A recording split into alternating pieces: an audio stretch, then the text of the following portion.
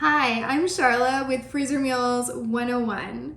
One of the questions that I get a lot is what freezes and what doesn't, and how do I know what to do with some of these ingredients. So I have created this super handy cheat sheet for you guys, and also this is free. So if you click down in the description below the video, you'll be able to get a link to grab your own cheat sheet for this, print this off, and then you'll never have to wonder again what freezes and how to freeze it and all that kind of stuff. So this is a great handy guide and you can get yours, but I'm just gonna quickly walk through this with you. Now, I laminated mine because I reference them pretty often, but if you don't want to do that, just print yours out and have them. Print them again and again, whatever. So, what freezes? Butter and margarine, yes. Now, milk in a jug. You can freeze your milk in a jug. You just want to pour like a quarter cup, half a cup out so that it doesn't expand too much and explode, because that would be very bad for everyone. And then you can just go ahead and freeze that sucker. So if you find a really good sale on milk or whatever, there you go. Now, milk in a freezer meal recipe, interestingly enough, this does not freeze very well. You get all kinds of texture issues, and we have never had good success with this. So what we suggest is that you use evaporated milk instead. You can also use heavy cream or sour cream. Lots of dairy freezes beautifully, but milk in the recipe, for most recipes, actually it will ruin it once you thaw it and try to make it. So we suggest that you use evaporated milk in its place. Just substitute it right out, same amounts. And whatever recipes you've got that use milk, if you do that, you can make them suitable for freezer cooking. So that's kind of handy to know. Sour cream, it does change texture when it's frozen, but it holds up really well in cooking or in baking. So if it's actually in the recipe, then there's no problem. We use it in actually quite a few of our recipes, and our ground beef stroganoff, which is one of our favorites, does have sour cream right in there and no problems.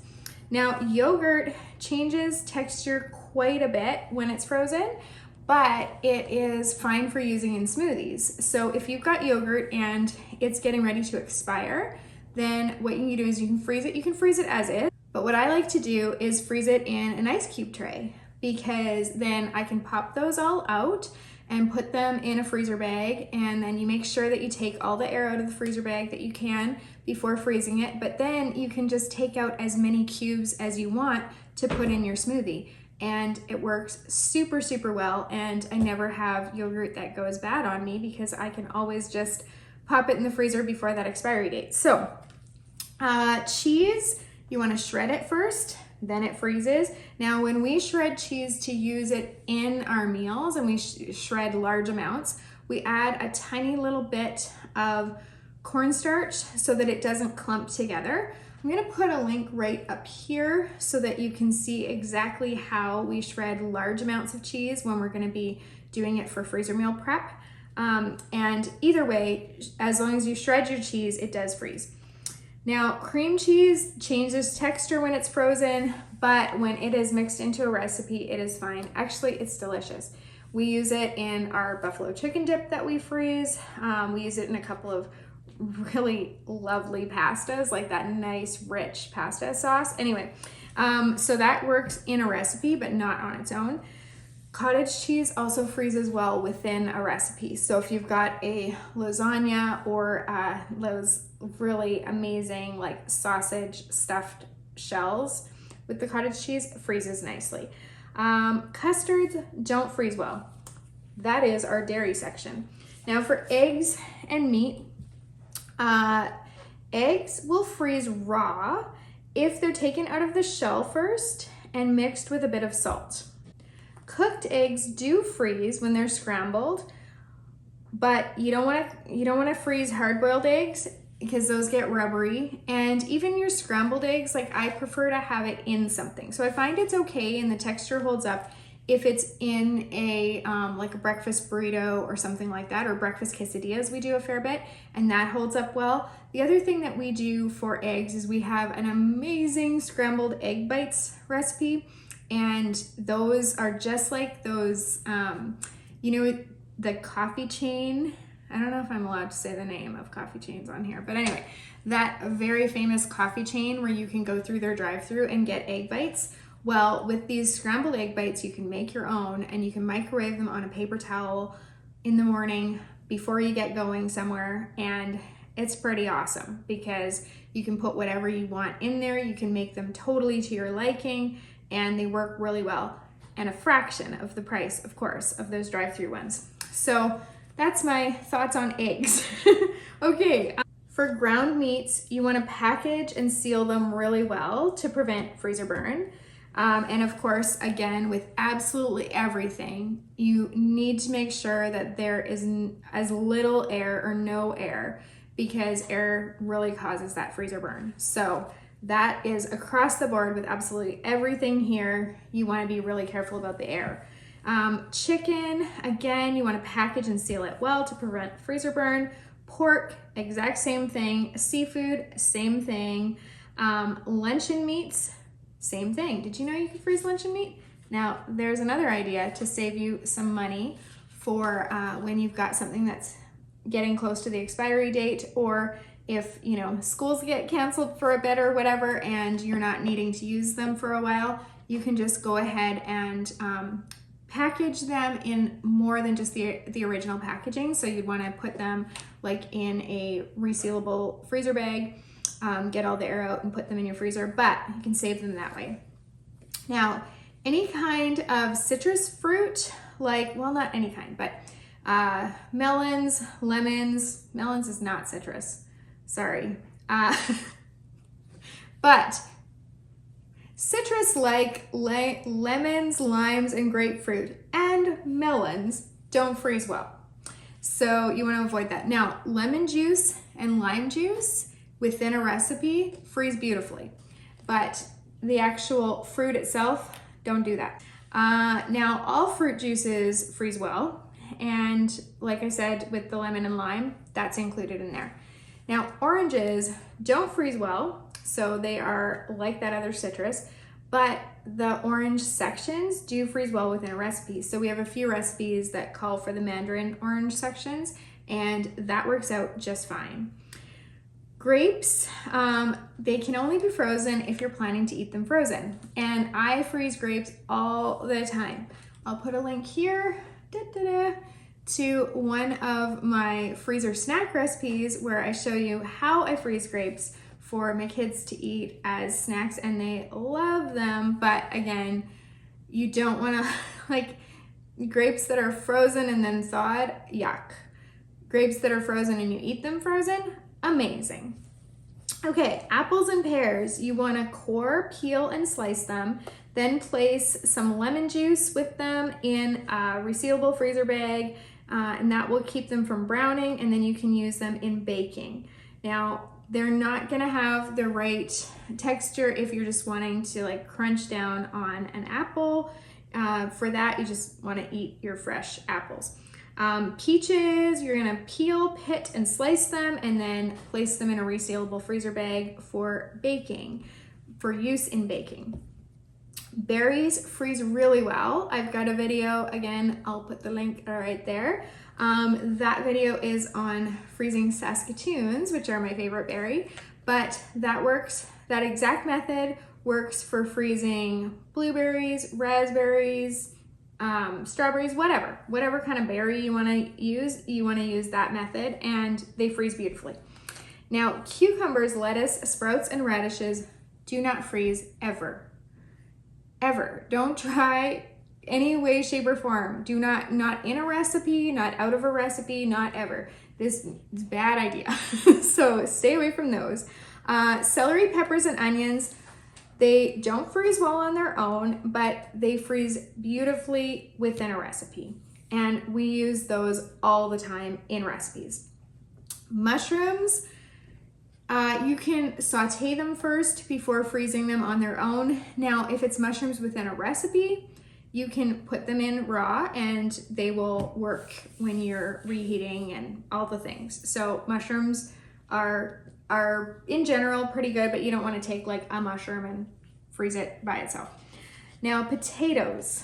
This is tricky because some people, they still try to freeze the potatoes. And in my experience, like our recommendation here at Freezer Meals 101 is that the only time you want to freeze potatoes is when it's something that is already frozen or already cooked. So frozen hash browns and tater tots, we use them all the time in our freezer meal recipes.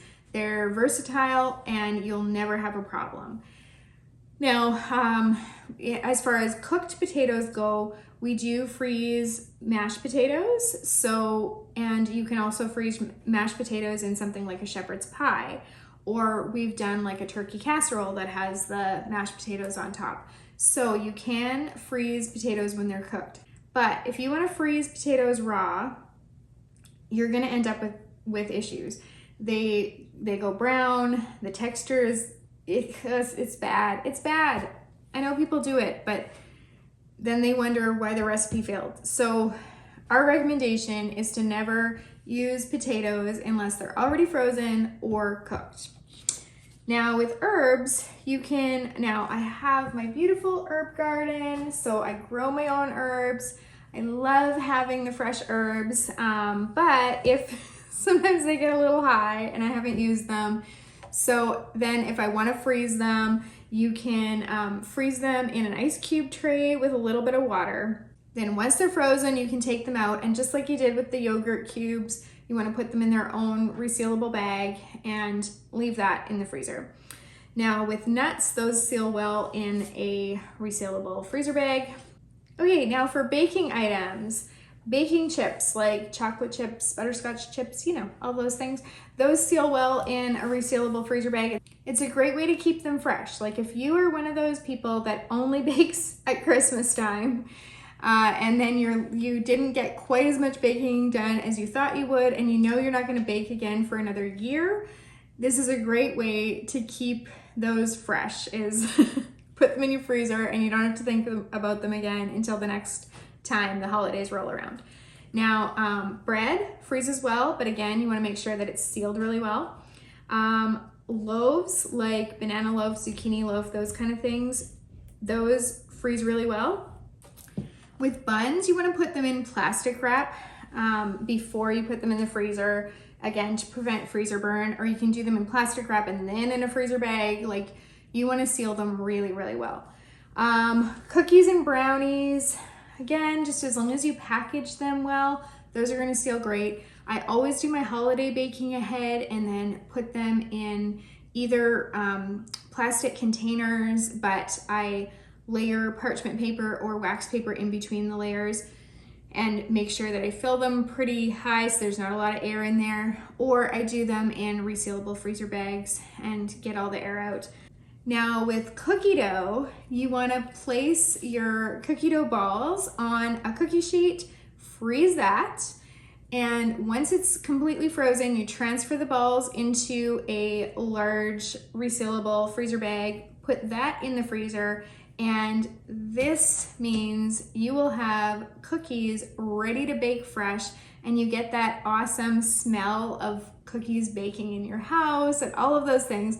So when it's not the holiday time, I prefer actually to have cookie dough rather than cookies in my freezer. That way, if you get unexpected guests, you can easily just, it looks pretty impressive that you can like freshly bake cookies at the drop of a hat. So I always have cookie dough balls in my freezer, usually just like an oatmeal chocolate chip for me, something pretty standard, but I always have a few bags in there ready to go. Pizza dough freezes well. Again, with all of these, it's all about how you seal them.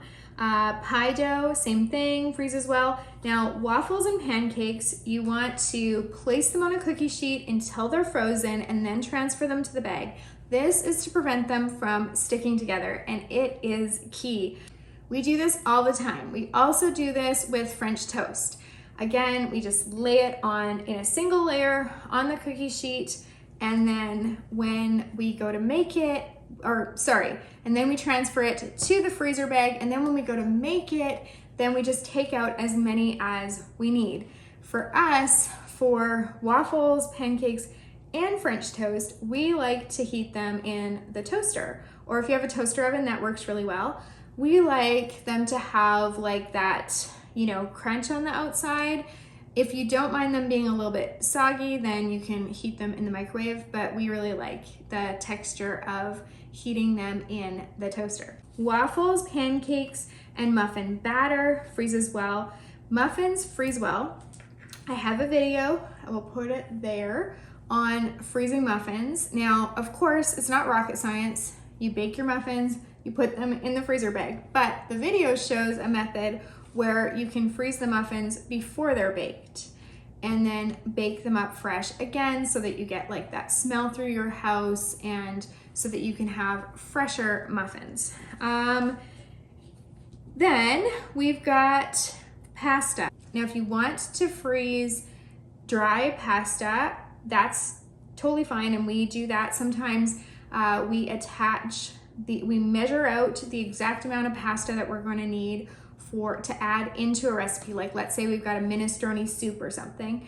We want to be able to add those tiny little pasta shells on, and so we put that in a medium freezer bag, just the like uncooked pasta shells, and then we staple that to the soup bag that is all made and ready to go, because that way on the day of cooking, we know that we're not going to have to run to the store. We have all the ingredients right there.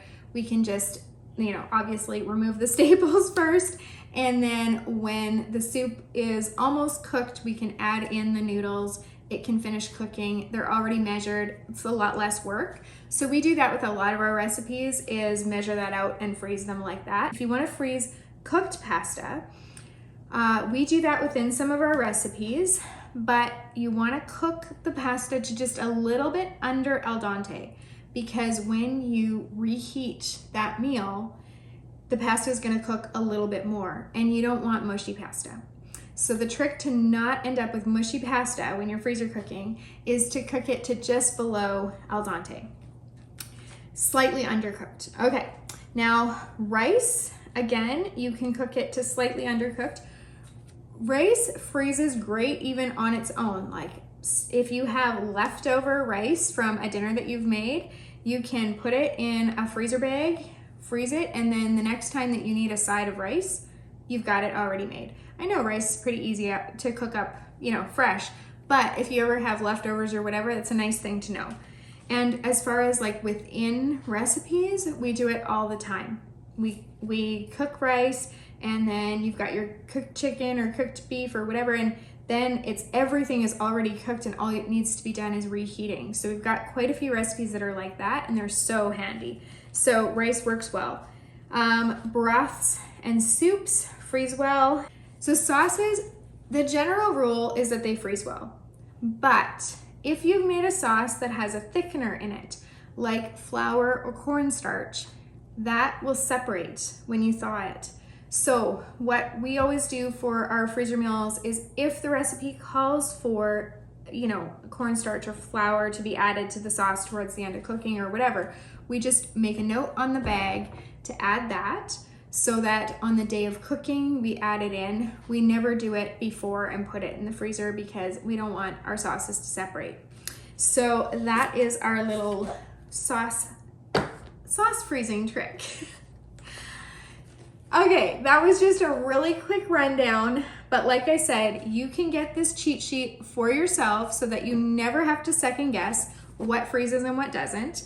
I will put the link down in the description box below, and you can find that. If you are looking for freezer recipes that are awesome and amazing and that you will love, be sure to subscribe to us here and check out our other videos. I will put a link right there to a video of 150 freezer meals that my neighbor Christy and I made, and you can see how much variety and how much you can do with freezer cooking. Thank you so much for joining me today for this quick little tips and tutorials thing, and happy cooking.